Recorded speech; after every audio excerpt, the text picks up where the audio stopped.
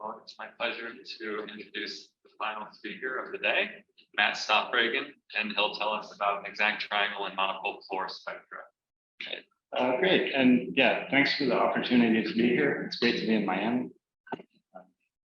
And it's like tropical plant bingo. It's really awesome. And yeah, this talk is entitled An Exact Triangle and Monopole Floer Spectra. Everything here is joint work with Hirofumi Sasahira, and then the second half of it is also joint with Irving Dai. And yeah, what's the plan? Well, I have a little bit of bad news in the sense that this talk is somewhat experimental, and I didn't get approval for experiments on human subjects. But so this talk has some speculative components because there's a theorem that you would want to state, which is probably the most sensible, and we can't. That's still conjectural, but we have some kind of theorem which looks sort of the same. There's a much better statement that is in the vicinity. So I'll take that page from Duncan's previous talk and not let the truth be an obstacle to telling a good story. So we'll tell the good story, but I'll try to clarify where it's not totally clear yet. All right, so yeah, that was the disclaimer. So there's going to be lots of speculation. Oh, yeah. And what's the actual plan? So we'll just say what the monopole floor spectrum is. So maybe there actually is a difference between the two slots. Then we'll make a statement of the exact triangle. And really, yeah, I mean, the whole talk is just to state the exact triangle, but it's not very difficult to state. And in some sense, the rest of the talk is kind of strange. But, I wanted to say maybe why this exact triangle, or what the problems are and what makes it a little bit different from the standard one. So the original, maybe a little bit more detail one that goes back. Also from the last talk, there's some author called K-Moss. It's curious. And then we'll return to SWF for positive B1. And if there's time at the end, we can do some applications and maybe speculate some more. So, all right, kind of what it went. So maybe it's a good idea to start with a new board for this. All right, so let's talk about Saveliev aka Monopole Floer Spectra for a three-dimensional line with B1 is equal to 0. Equipped with some tendency structure with reasonably extracting notation. So this is all due to Monopole, and it's also following ideas of Garuda. And it's one realization. Third idea that a Floer component. So associated to your one, we can consider, the cyber equations on the cyber configuration space. So, maybe I won't even say what the configuration space is, but you get some schematic picture. It's always just a plane, and on that plane you have something that's sort of like a vector field, where it doesn't have the right, sort of like communication in this. So you get some kind of vector field corresponding to the cyberwave equations. Yeah, this is the warning. So I mean, the talk is going to become technical very fast. But you have your cyberwave equations on this configuration space, and you want to associate to it instead of doing more homology, you want to actually get a state pattern. And to do that, you can replace this huge infinite dimensional configuration space by just cutting out some random submanifold of it. So let's say this is some finite dimensional submanifold F. And for convenience, you want to always assume that F is a part of the configuration. So the cyber equations don't necessarily define a vector field on all of their configuration space, but they do define a vector field on F. So that I just do your L2 projection from this whole vector space back down to F. What was it? F is any finite dimensional subdimensional line, as long as it lives in the smooth vortex. So, and if you set things up, yeah, I mean, again, I don't know where the speculation will start exactly, but you can project from all of C back down to F. And in particular, if you have a tangent vector, the C along F, you can just project it back down. So if you take the cyber-Whitney big vector field, that's going to restrict to give you a genuine vector field. And if you have a finite dimensional space, there's no focal regularity. If you have a genuine vector field on that, this will define the problem.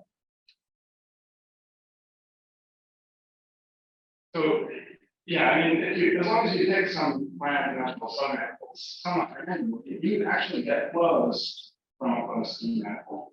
And from a flow, we have this gadget called the Conley index, which will spit out spaces under good circumstances. So we'll call this maybe IF, the approximate cyber-Whitney flow. And then if the approximated flow is well behaved, you'll get something called the Conley index, which is space out.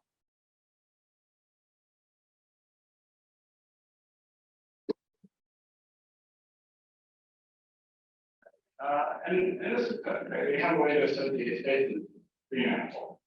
And you can say, well, you probably don't want to do random approximating submanifolds. Probably you want to choose those where these state equations are very near the dim line. So if you had a submanifold F where the cyber-Whitney vector was pretty close to preserving F, then you would think like maybe these state equations are almost equal to the real ones. And that can be made precise. But for some F, in particular, we want to consider sequences. So for some sequences, now instead of working with maybe general subspaces, or with general submanifolds, let's just vector subspaces, although you don't need this. So for some sequences, approximate trajectories. Then approximate trajectories can have to be the approximate vector. Trajectories uniformly approach cyber-Whitney models with then trajectories.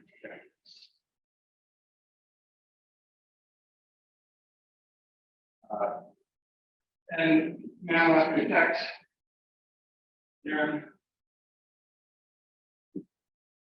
If you choose your FNs to be eigenspaces of the Dirac operator, so each FN is a combination of eigenspaces, it's not a single eigenspace. And this is going to be some increasing random.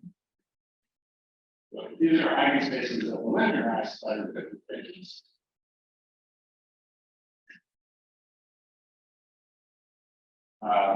Then you'll get a subconversion.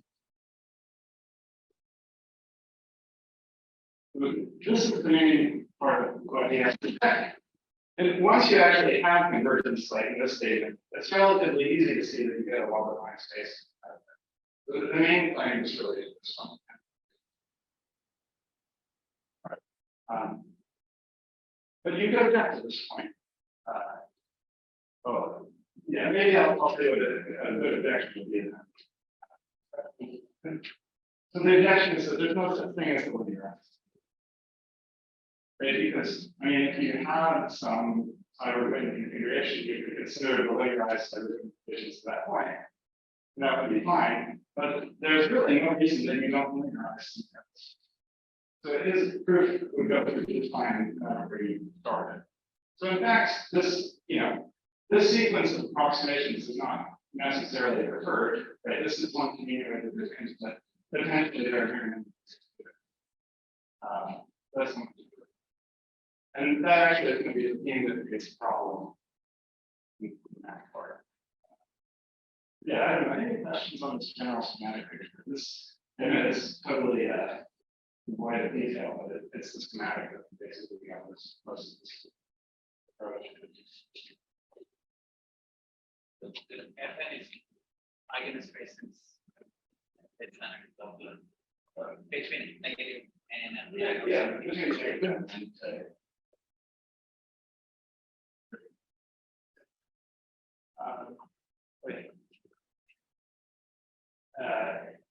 but yeah, you could ask like, what are some other cases you could do? And one thing you can check is that at least an even more general collection of cases that you could do. let L be linearization at some neutral action. There's fiduciary. Thank you. Fiduciary. Yeah, okay. Let's say L is the linearization somewhere. Doesn't really matter. If you take linear subspaces, as opposed to just random manifolds, if you think your linear subspaces that the linearization along with the projection that happened before is uniformly bounded, L2K, L2K, bounded, you still get this result that you get convergence to general.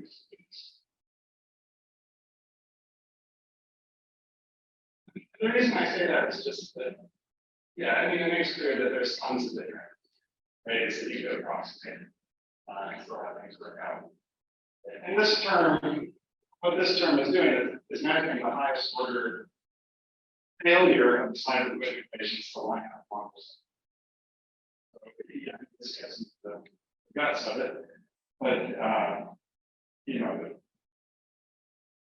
there's some amount of error for the sign of the wave equations we're pointing on, and the highest order term in the sense of like a differential operator, the highest order term of the error is exactly that error. And if you can show that the highest order term is sheared off, so you expect this to be like the first order differential operator. But if you show that it's a zero order operator, then yeah. All right, but great. So let's say that you have done this for at least some approximating system, and you've gotten yeah. So this has to be uniformly bounded in that. So it's uniform. So as n variance, this will give you a sequence of phases, and they're all tied together. So I x will be, if you suspend it some number of times, it'll be homotopable and connected to a higher approximation. And that collection of spaces all put together gives you a vector. And you can also verify that if you have a family of such patterns, you'll get a family of such. And also one of the different terminology that all these accidents how do I do this? So a spectral section. I from some Hilbert space back to itself of an operator L. The L here, you should think of as the linearization of the segregated equations. So a spectral section of such an operator is just some projection, but it's a projection. It's a projection. So that I is equal to 1 on all low eigenspaces. So all eigenspaces really go down. And it's equal to 0 on all eigenspaces.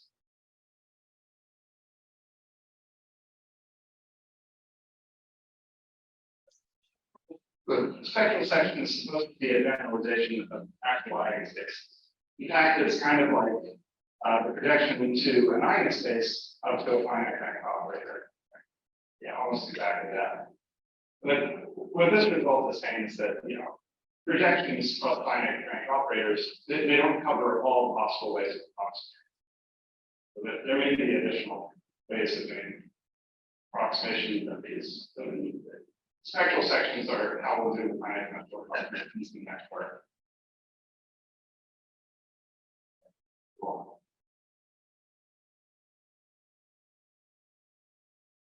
But with that out of the way, we can state the exact triangle, assume that this written Floer spectrum exists. So I'll state the hard one, which is unfortunately mostly what we're talking about. So let E be an S1 equivariant homology here. Or maybe let's do a homology here instead of homology. And why the Harmonic Issues here?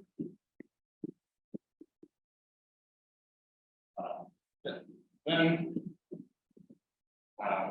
we have an exact triangle that looks like this. So you take the exact, or the E theory of Y, the E theory of -1 surgery. I never remember the coefficients quite right, but I think that's what we're going to do there. And then you have some awkward third entry.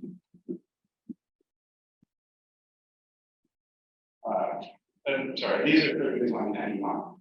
So, N1. It's exact.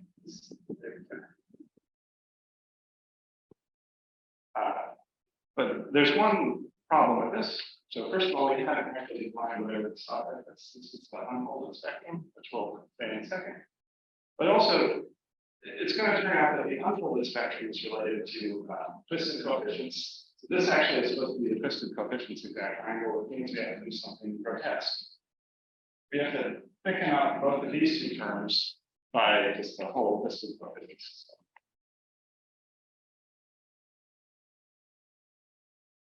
All right, and we'll get to why you have to do unfolded stuff in a second. So the fact that you have to work unfolded here is the main thing I'm thinking about.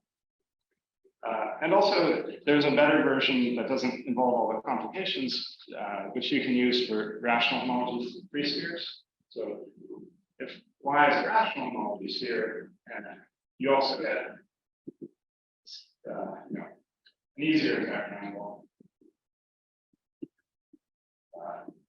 from the infinity surgery, the M surgery, and the N+1 surgery.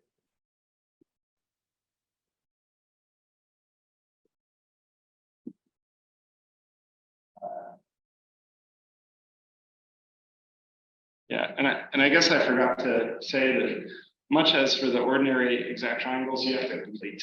So these are completed downward.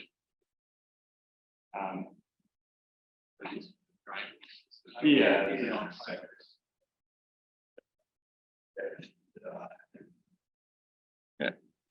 Yeah, go for it. The statement at the level of S1 hypervariance spectrum. That's part of the long complaining story about yeah, we'll get there. So yeah, again, this is the talk I would like to give as opposed to the talk that we actually there is. So this is what one has, but I think you agree, but maybe the same question. What definition of a S1 entity is S1 a current homology theory represented by a given S1 spectrum? yeah, that's true. Although in this case, like, yeah, homotopy theorists wouldn't be so interested in this because the fixed point sets these are really boring. So it doesn't need to be represented by an current spectrum. It can be represented by smaller. But yes.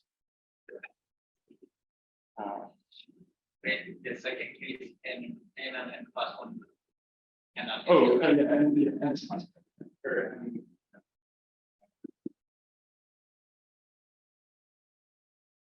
Great.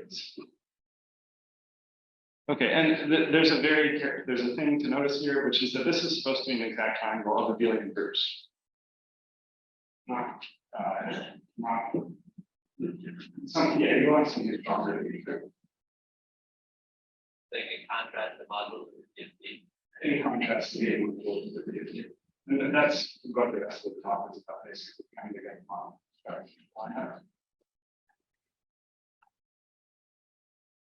Okay, so now let's talk about whatever the status of the first thought is. Yeah, I guess my I could have written it as lowercase also there. So if you want is positive, there's various stuff dealing with how to think about like a Floer spectrum hypervariant. But yeah, the situation becomes a little bit different from what's going on.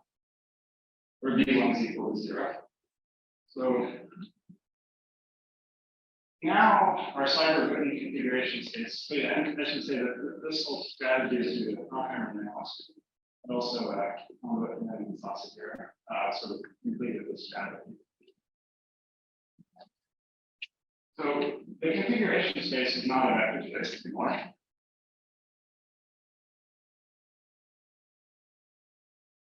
Instead, it's a vector bundle over the hardwares.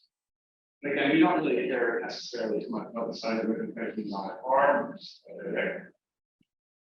But this is bad because you might want to take the approach of previous on the board and put eigenspaces of the linearized operator on there. But you can't do that because now you have a family of linearized operators in each fiber, and a family of operators does not have locally, it's true, but there can be similarities. Yeah, I mean, we're globally true, spectral globally. So, you know, you're not allowed to take families of eigenspaces.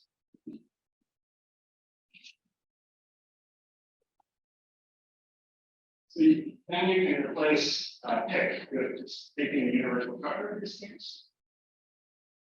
And we're very lucky here that the base is a K-1, which is just an accident, but it makes everything a lot easier.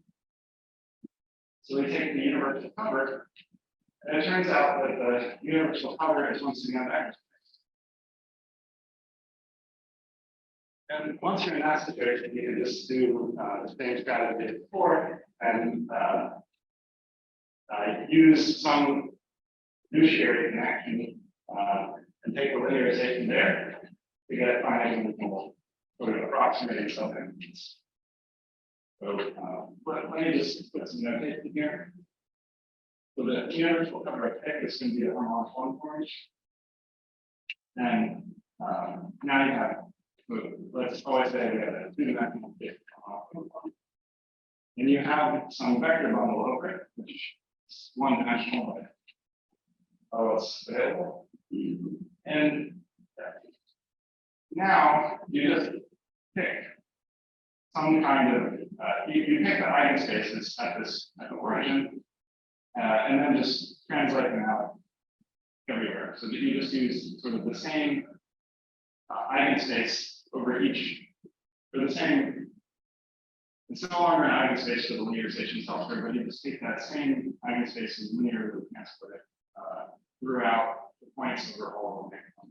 So if we look at this point, you know, the preimage will be some finite dimensions and pulled up here and so on. And your finite dimensional approximations, there's going to be exactly like ones we boarded before. There's some linear subspace. And the linear subspace has to include all the harmonic 1 terms also fit inside the configuration space. Yeah, it's a lot of words, but the upshot is just everything is exactly the same. A vector bundle over vector space. Okay. So we have eigenspaces at the origin.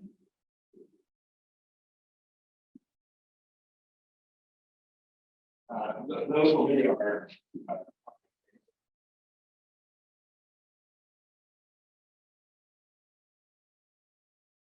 there's a problem. So by going to the universal cover, you lost contactness to the cyber good things. So let's draw another copy of Omega 1H. You're going to have cyber good signal points that go far out. They could go off to infinity. So the first thing that KLS are going to do is on perturbation. So that the set of critical images of critical points in the harmonic 1 forms are discrete. And you can choose the perturbation. We have some discrete set of critical points. Maybe it looks like a grid like this. And then instead of trying to do the common index of the whole space at once, which you can't do, the common index does require like a compact input. But you could just take a common index. This requires some cleverness and some good as opposed to before. But you can take a common index for the whole approximation sitting over this subset of harmonic conformity. So remember, we have a finite dimensional subspace up here. It's going to be bundled over this full finite dimensional subspace, or this full finite dimensional here. And we're just going to look at the subset of that bundle that sits over every region of harmonic conformity.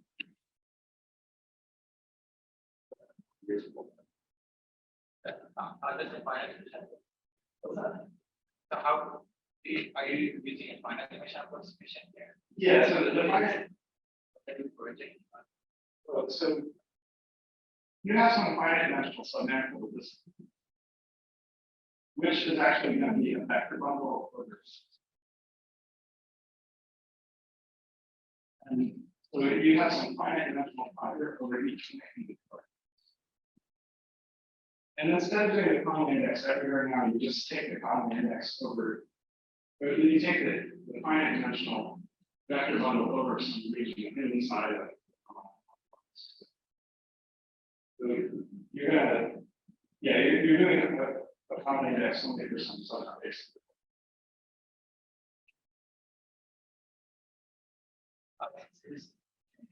So you have a vector bundle where the rank of vector bundle.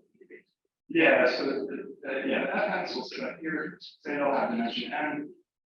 Rather, each fiber here will have dimension n over here. It's really, you can think of it as that n cross one. Yeah. I should say part of this talk is just intended to be propaganda to the different kinds of things. But also to explain the non-folded and folded. Yeah, the folded, the unfolded, the goal is just to somehow put together all this information and over the universal cover is useful. All right, so then I should associate, you get a common index for each of these blue regions. And because of how the common indices work, you have a common index for one region and bigger region. There's a continuity now. So let's call this region AM plus 1. You have a map from the common index of AM into the common index of AM plus 1. But really, the index you're building also depends on what your approximation was. So we should have some bigger tricks to keep track of how big the vector space was. And then, of course, if you increase the dimension, you also get identification type. But those increases are compatible with building up this space, right?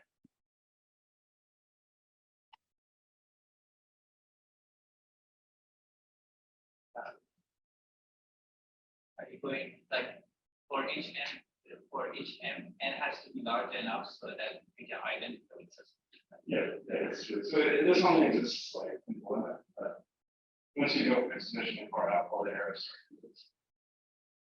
start. But you can see that now instead of having each column as a spectrum, but now you get a direct system of spectra. And kind of what Lynn and Sasahira and their theorem is that this gives you a well-defined theorem. Yeah, we'll say not directly limit.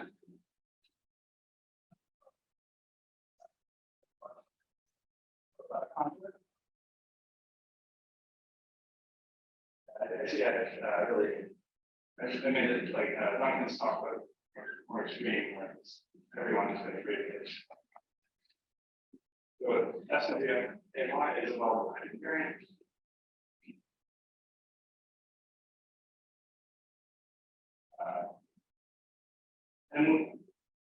And so SWA just means that here.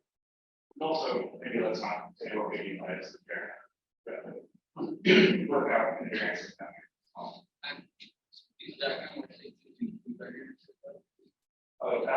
Yeah, I made it. I resolved that we would never say the word for the word that starts with P and ends with I to in this talk.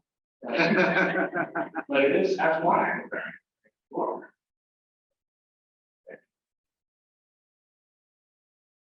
I learned Wiktionary is a really great resource. I learned the word, I think it's holograph. And that's where you deliberately say that you're not going to do something by doing it. Or, you know, the classic example is, or at least what Reagan said, government's election was like, I refuse to make, you know, age emissions. I would never talk about my candidates' youth or my opponent's youth and experience. Mentioning something by saying nothing is fun. Anyway, that's what they talk about. But so what does this have to do with the previous discussion? Well, you have this thing, SWFKY, and you can actually tell, well, it's going to be really different for this conductive system. And I've actually drawn a faithful picture here for what it looks like for S1 process 2 next to process 2. If you choose your perturbation, the reducible locus is going to look like this in the debate. And there are no other conditions that the irreducible would be taken after perturbation. So the direct SFC that is this is when you go F0, when you wedge F0 5. This little diamond, and then more times, and so on. And so the invariant is a directed limit of the sequence. You might say that's the infinite wedge. It's written usually as the infinite wedge, but it's not the same thing as taking the infinite wedge to the first slot in close.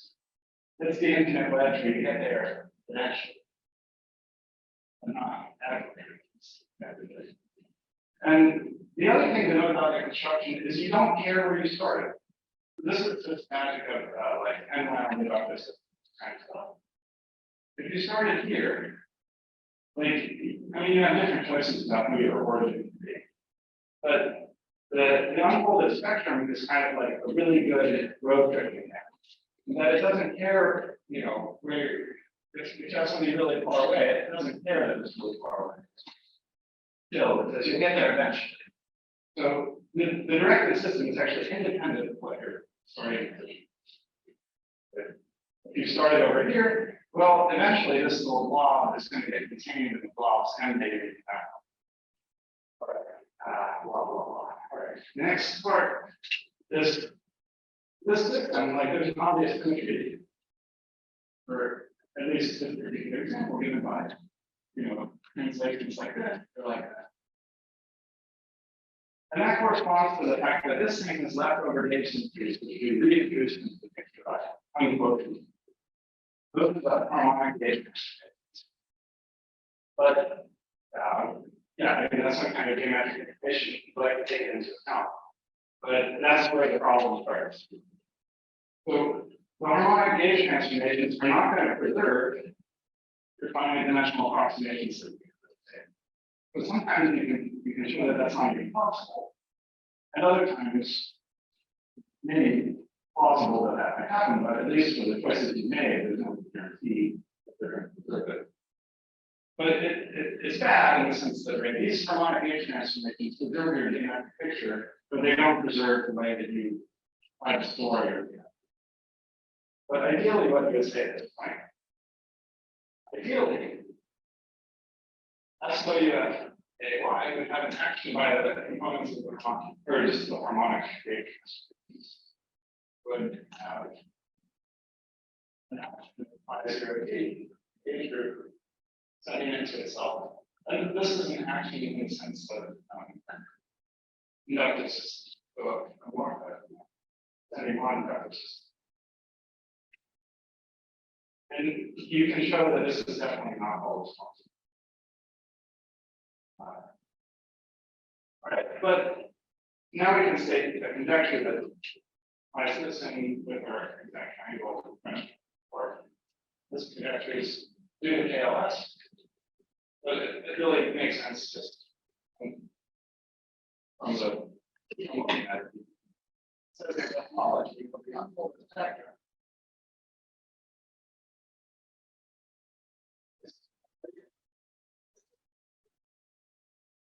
Monopole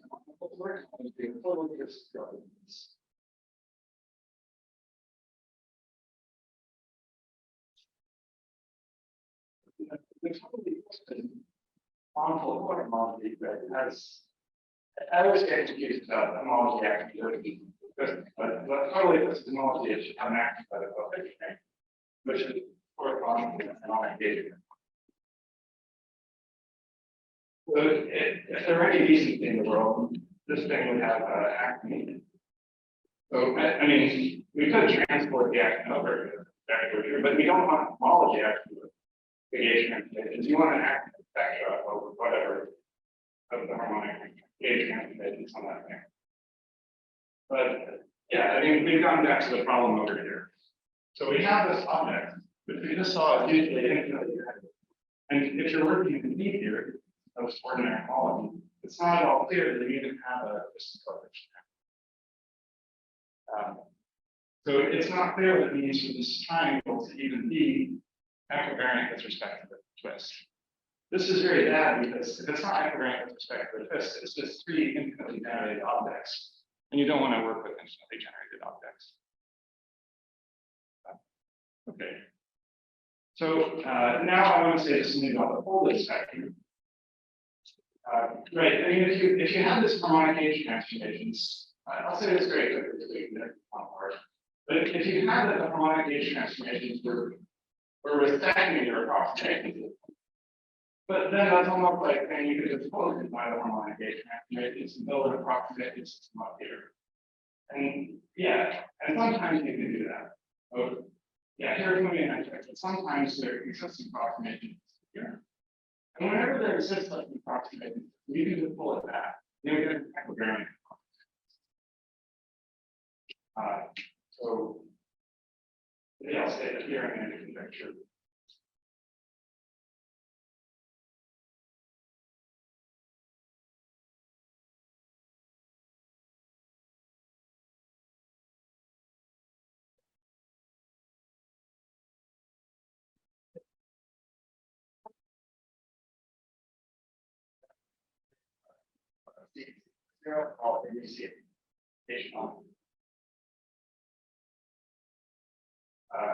There's an action, so and you want to ask the portion.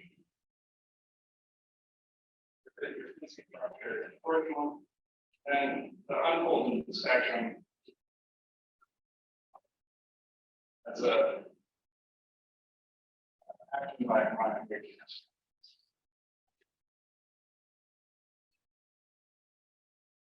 Maybe we can just say that, and yeah, maybe I won't rewrite it on this board, but you can show that the exact triangle is equivariant with respect to the harmonic age transformations in the zero affinity. So this is only you're only going to get an entry to the zero authority model.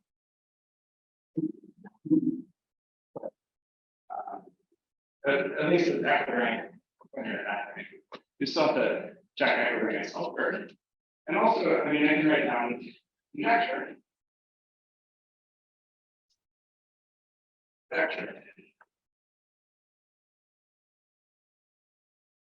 See why that's not working.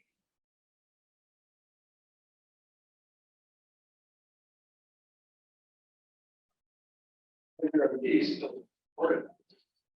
The element by 0 P is going to send SWA doesn't has an inductive limit to some suspension of this cell.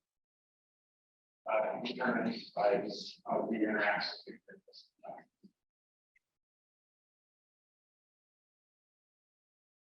So I should say that the argument that proves this theorem. So my favorite house that really my very certain piece. You can still build spectral sections that look like they should make this possible. It's just kind of hard to work with. So here you build some kind of approximation system up there that's spanning up the equivariant. And there's not enough space to say what you do in a non-Pavilion case. You can still sort of build equivariant. as long as you involve some kind of check. But anyway, the conjecture is that, or if the conjecture is true, you would want to combine it and say that these actions really all commute together, or rather, this to be compatible with that action. All right. How do you set this up, though? Or how do you actually do it? So after this one, did you want to discuss? So that first. Okay. you actually even define this arrow you see here, you can use choices. But it ends up with the arrow that you have. Right, but like define example that a unfolded one. Oh no, yeah, you can just you don't have to use an actual vector. But like get the action. But to get the action, you do need to use a fancy, or you do need to use some data vector.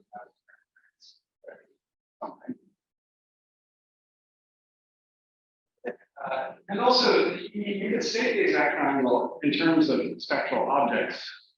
It's just there's maybe not a good simple repository for what to say that the result that you get is. But really, you have some kind of wedge. SWF of y, SWF of y minus 1. And it turns out you have to take infinitely many copies to account for the ZZ. And it turns out you have to take infinitely many copies 2 times to account for the completions. But maybe we won't say why that is. Exactly. And then you just have one infinite wedge of the unfolded spectra as you vary your C structure. And the actual diagram you get is just the combination of all the Bauer Fruit maps between these 2 entries, the combination of all the Bauer Fruit maps between these 2 entries, but also involving the action gauge transformations, the harmonic gauge transformations. So there's some kind of diagram there. And just as is from the KMOS paper, right? You are doing exactly the same way. If you have a cobordism, if you take the sum of all the cobordism maps running over all spin C structures, instead you could cut it out and see the bar region. So, and you get some over things like this. But you could rearrange that sum. Oh, you're dying. I bet. Okay. Okay. Yeah, you have some other sum. No, well. Okay. Yeah. So you can combine the ones on the top into conjugate pairs. And then the ones on the top. So once you sum out those conjugate pairs, if you put appropriate signs on them, they'll cancel. They'll cancel. This sum can be made sense of the spectra also. And this sum is going to be 0 in that. But one thing to note is that the exact triangle is not as canonical as it is in chain complexes, because one of these is going to be rated by 1, one will be rated by -1. And 1 minus 1 in spectra is not 0. It's non-canonically 0. So you have to choose a way to get rid of this. So the exact triangle is no longer totally canonical, or at least it's not obviously canonical, because you have to choose how long to do this map. Whereas on chain complexes, the map is already 0. So yeah, there's some kind of funny choice. All right. That was this little picture was all to say the underlying mechanism of this exact triangle of groups is you just build this sequence of spaces, and there are certain properties among the arrows. And that's really the geometric input that you have access to. And then maybe let's see what the last spectrum is. But yeah, maybe any questions before we change gear to something more reasonable? Anything you can say about that?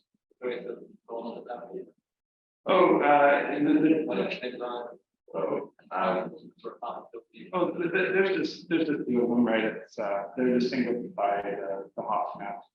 I'd say like the current stage of development of many Floer homotopy theory is just everything is like how it was before, except sometimes you see a lot of that. So there are two choices.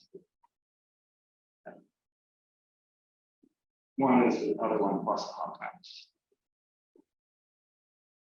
But yeah, we don't know the example where this actually matters.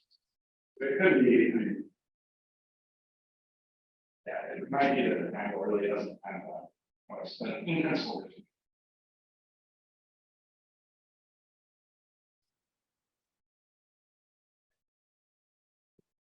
Now, if you remember one thing about the top video, you guys let it. So last. It would be good to know that the U action in the inverse harmonic.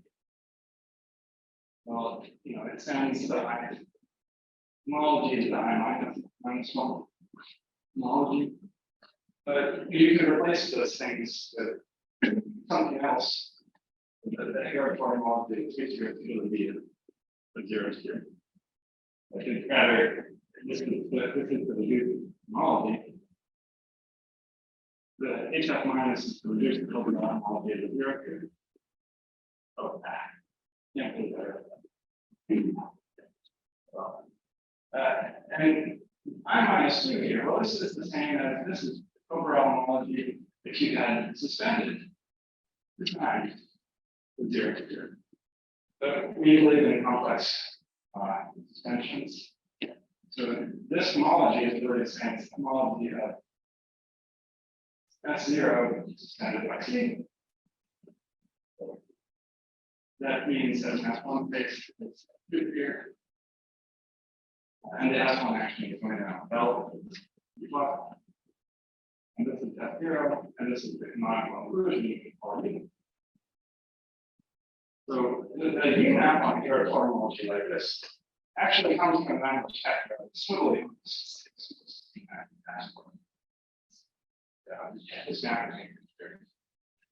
Right, and so you could make if you saw,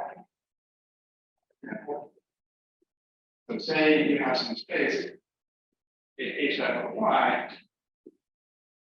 as that is the sum of just du, but that's always working minus plus a bunch of z ui on that. Then you can actually, it's actually a totally reasonable place to have the column here. You don't need to be a mod UI. You would have one of these here by doing this kind of time. And I'll just say, note that the mapping column of u to the I is just a 2i plus 1 dimensional sphere. I might have screwed up the dimensions, so that's one action like this.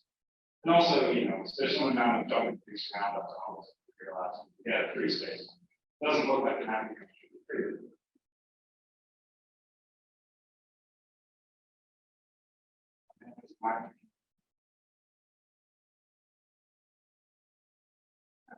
So if this space out here is your indoor homology, you can say, I'm going to put an S0 here, right? S0 is defined.